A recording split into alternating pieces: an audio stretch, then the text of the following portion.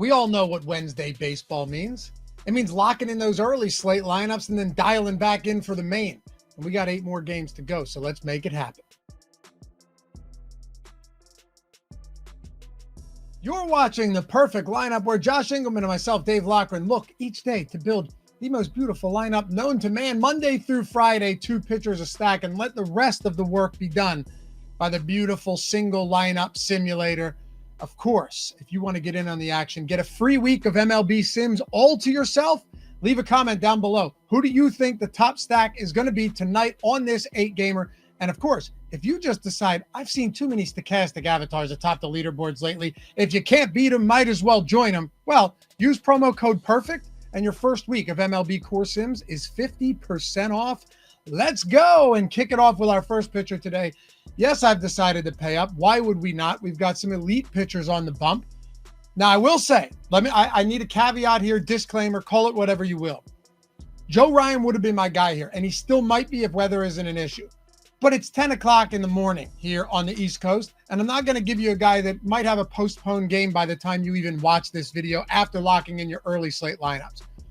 Could be Joe Ryan, 9K, good price point, looks great in the Sims, but we're going to forego that for now.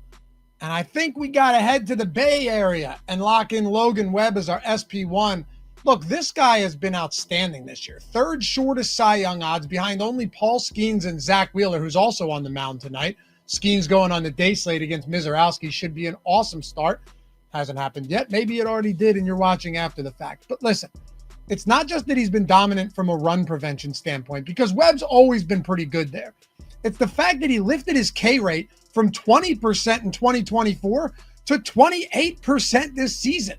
I mean, that is a massive jump, especially considering this is a pitcher who has a sub 5% walk rate to boot. So yeah, winds are blowing out strong at Oracle Park, but this is a venue that limits the impacts of wind altogether. It's going to be 58 degrees tonight.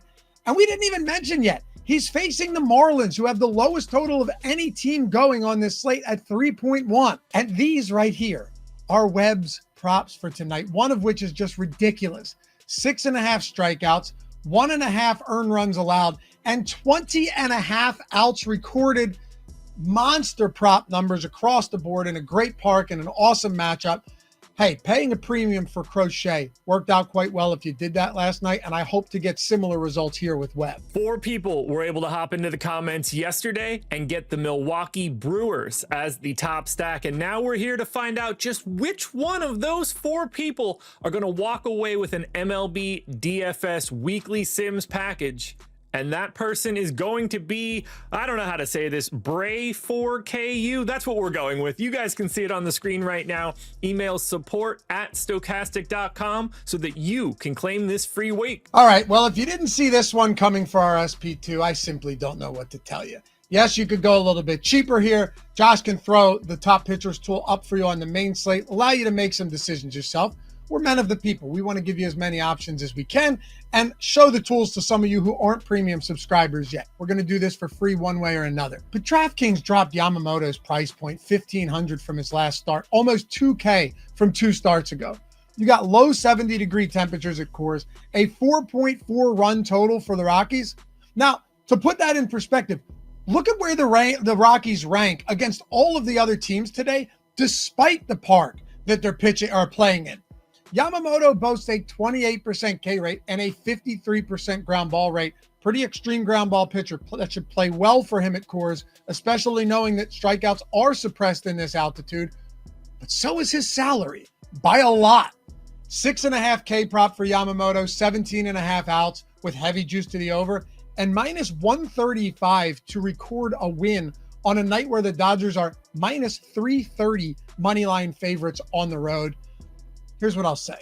Josh should be profusely thanking me tonight because I'm leaving him $1,400 more than I did yesterday. I really do appreciate Laffy giving me a couple extra bucks to try to work out a stack today, because yesterday it was pretty difficult and it didn't work out for me in any way. So today I've got one locked down, and I'm going to be honest, I'm not really happy about it because this stack is going up against my Atlanta Braves, and we're talking about the New York Mets. In our stack tool, they look awesome. They're tied for 3rd in top stack. They're tied for 3rd in top value. They are 3rd in stack score. And they're also third in ownership. I can sense a theme here for the Mets. But what I like here is basically everything. If we're being honest, everything looks great to me. Got a youngster on the hill for the Braves. Profiles with a 70 fastball from Fangraphs. That's a really good fastball. He was the 82nd ranked prospect heading into this season. But a below average slider, a well below average changeup. This is a guy that I'm expecting to be a reliever in 2 years if he's in the majors, not a high end starter. He's 20 years old. I think he's going to get blasted today, or at least I hope that he does. And what we want to focus on here are the lefty bats for the Mets. So whether that's Lindor, Nimmo, Soto, McNeil, who has an MPE on DraftKings today, Jared Young, Brent Beatty, who has an MPE on DraftKings today. Lots of lefty bats to try to attack the righty for the Braves. And everything looks good for the Mets for this season if we just dive into what we have today. They're at home. Well, they are 8th in WRC plus at home this year. Active roster, 186 ISO. They're facing a right-hander. They are 6th in WRC plus against righties, 204 ISO. So we're getting a sea of lefties against the young righty. We've got a guy who really only has one pitch. The park is 8th in park factors for lefties. That plays up well. Everything is on our side here today, and I think we have more than enough salary to get the true big bats from the Mets lineup. So now I think we need to find out just how good is this lineup going to be, and the easiest way to find out is to take it to the single lineup simulator at Stokastic.com. And I've already done that. I've loaded in Yamamoto and Webb, thank you Laffy, and I've loaded in a 5-man Mets stack. We're going Young, McNeil, Beatty, Lindor, and Soto. 1, 3, 5, 7, and 9 in the projected lineup. No even numbers around these parts. The only thing we have to do now, complete this lineup to find out who are the 3 best people we can fit in here to make it as optimal as possible. And we actually end up with a 5-2-1 for today. We get Stanton and Trent Grisham from the Yankees, and we get Salvador Perez at catcher as a one-off. I love every single bit of this, but we need to find out. I could love it all I want. Is the lineup any good?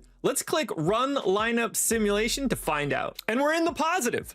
10.8 expected ROI, a 0.1% chance for the win, 1.5% likelihood of being in the top 10, and a 30% cash rate. Maybe you don't want to go to the Yankees. Maybe you don't like Salvador Perez. Maybe you want to change up your Mets stack. You can do all of that in the single lineup simulator. Take some guys out, add some guys back in, run the simulation again, and check out what you end up with. You can save every one of the lineups that you create. But personally, I think you want to make one with Yamamoto, Webb, and the Mets, because that's going to be the perfect lineup.